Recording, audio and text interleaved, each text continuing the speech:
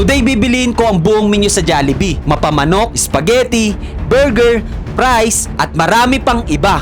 Ang tanong, magkano kaya ang magagastos ko? Tara, samahan niyo ako. So ayun guys, nandito na ako ngayon sa Jollibee. Nandito tayo ngayon sa Jollibee Imus Anabu. So nandito tayo ngayon, ayan yung Jollibee. Tara, order tayo.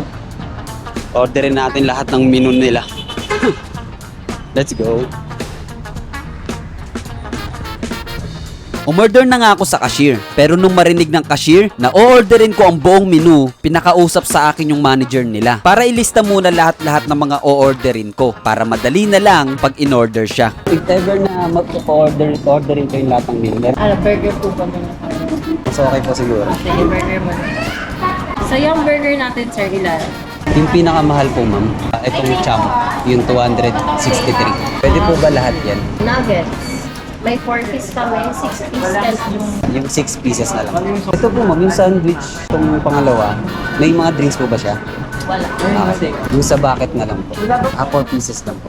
Then yung sa super meals naman po, may drinks po siya. Yung tig 200. Then, Ang drinks po nito, sir, ay Sprite. Then yung sa family super meals po, yung 799 po. Bali, ayun na po, lahat na. Pagkatapos ng mahaba-habang listahan ng mga o-orderin, nag-compute na kami kung magkano nga ba lahat. Medyo natagalan din dahil sa dami ng in-order ko. At maya-maya, sinabi na ng cashier kung magkano ang need ko bayaran. Natanggap po ay Gcash, di ba?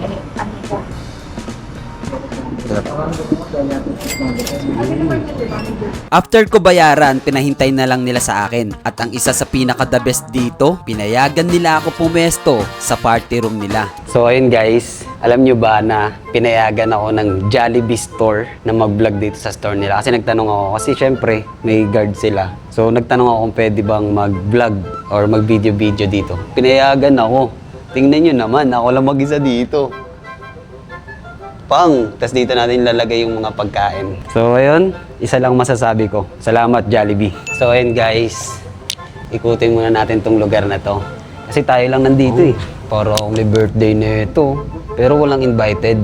Ako lang mag-isa. Happy birthday yan. Para ako nag-birthday na ito guys. So kantahan niyo naman ako. Ito yung mahirap pag ako lang mag-isa. Ako rin nagbibideo. So ayun guys, habang naghihintay tayo ng pagkain, gusto ko magpasalamat sa Jollibee Imus Anabu. Pinayagan nila tayo dito mag-vlog and magamit tong place na to. Ako lang mag-isa dito guys. Wala pa yung pagkain natin, pine-prepare pa nila. Tingin ko ibibigay nila ng isang bagsakan. Tingnan nyo naman, ako lang tao dito. Maya-maya, unti-unti nang dumarating yung mga order ko. Sobrang dami pala talaga nito at nalula ako. Pakiramdam ko hindi ko talaga mauubos to eh. Eto lahat ng mga in-order ko. Hindi ko na maipakilala yung mga order ko dahil binigay sa akin ng halo-halo na. Pero isa lang ang masasabi ko talaga, sobrang dami nito. So ayun guys, ito na lahat ng ating in-order dito sa Jollibee. In-order natin lahat ng menu nila. Ito na yon. So tara, simulan natin kainin. Ito, excited na ako kasi nakaamoy ko talaga eh. Spicy! So ang una natin kakainin guys is yung ito. Kasi parang ang unti na ito. Siguro ang tawag nila dito is yung nuggets na barbecue. So ito yung uunahin natin. So let's go. Kain guys. Anghang. Barbecue. Ang pinakatanong dito guys, kaya ko bang ubusin to? Sobrang dami kasing nag-comment sa video natin na ang next naman daw natin is yung Jollibee. Ito na yun. Actually guys, bago ko gawin tong content na to, gabi pa lang, hindi na ako kumain. Pero ang oras natin ngayon pa lang ako kakain ha. Ayan o. Mag-alas 4 na. 3:52 PM. So, grabe na yung gutom ko talaga ngayon.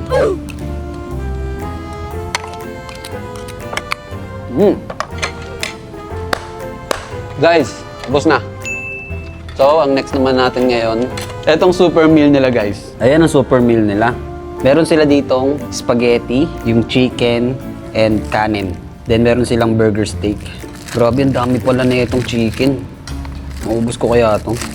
So yun guys, habang kumakain ako, gusto niyo ba malaman kung anong history na itong Jollibee? Lupit ng history na ito guys. Ito yan no.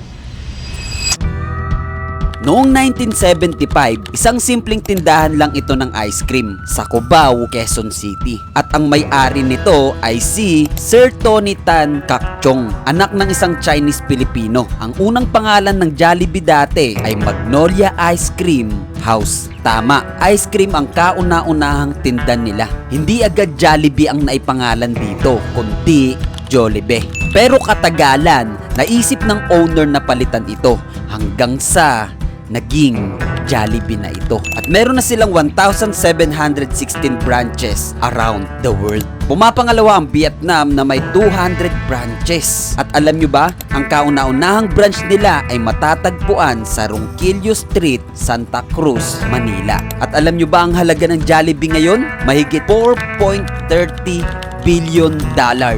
Ito, ngayon ko lang din nalaman ito na ang Jollibee pala ay binili ang Chowking, ang Red Ribbon, ang Greenwich at ang Mang Inasal. Habang inaaral ko ito, isa lang ang natutunan ko. Walang malaking business agad. Lahat nagsisimula sa umpisa bago pa ito lumaki. Kaya ang mahalaga, magsimula ka muna. Ang tanong, ikaw, saan ka kakain ngayon?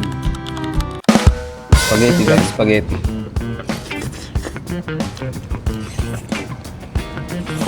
Ubos. Ubos guys, ubos. Ang next naman natin, parang gusto ko tikman tong manok. Daming gravy oh. Baka maubusan ka pa dyan ng gravy, boss. Init pa ng gravy. Sausaw.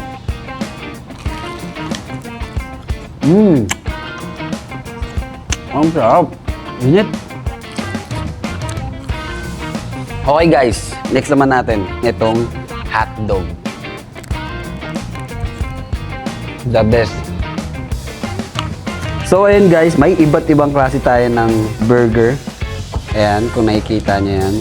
So ito yung pinakamalaki, yung chump. Kainin natin tong chump. Laki na ito. So, first bite.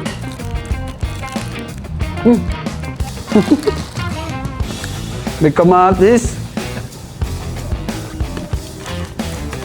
Guys, meron pala ditong soup. Dapat pala, ito muna inuna ko. Kasi, lumalamig na siya dahil sa aircon. Tikman natin. Sarap mo. Masarap itong mainit pa. Medyo malamig niya eh. Ito guys, may price pa. Price. Okay. Okay guys, meron silang peach mango pie. Sarap.